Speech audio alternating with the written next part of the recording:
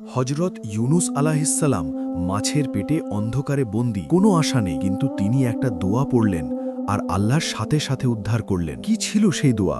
শুনুন এই অবিশ্বাস্য সত্যি গল্প। হজরত ইউনুস আলাহিসাল্লাম তার কওমকে দাওয়াত দিয়েছিলেন, কিন্তু তারা মানেনি। তিনি মনের দুঃখে এই জায়গা ছেড়ে চলে যেতে চেয়েছিলেন। তিনি একটা সমুদ্রের কাছে গেলেন এবং জাহাজে উঠে পড়লেন, কিন্তু মাঝ সমুদ্রতে যেতেই বিশাল ঝড় উঠল। জাহাজের লোকেরা ধরে নিয়েছিলেন এটা হজরত ইউনুস আলাইসাল্লামের হচ্ছিল, তাই তারা তাকে ধরে সমুদ্রে ফেলে দিল। এরপর একটা বিশাল মাছ তাকে গিলে ফেলল। অন্ধকার, স্যাঁতস্যাঁতে, ভয়ঙ্কর। তিনি 3 দিন 3 রাত মাছের পেটে কাটালেন।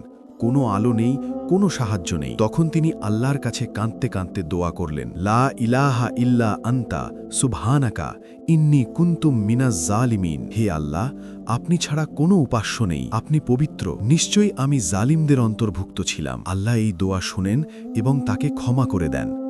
এরপর মাছটি উপরে উঠতে থাকে। আল্লাহর অসীম ক্ষমতায় মাছের পেট থেকে তাকে উদ্ধার করলেন, তীরে ফেলে দিলেন। এই দোয়া এখনও দোয়ায়ে ইউনুস নামে বিখ্যাত। বিপদে পড়লে আল্লাহর রহমত নাজিল করেন। ভাই বোনেরা, বিপদে ধৈর্য ধরুন এবং এই দোয়া পড়ুন। সাবস্ক্রাইব করো আরও এমন সত্য গল্পের জন্য।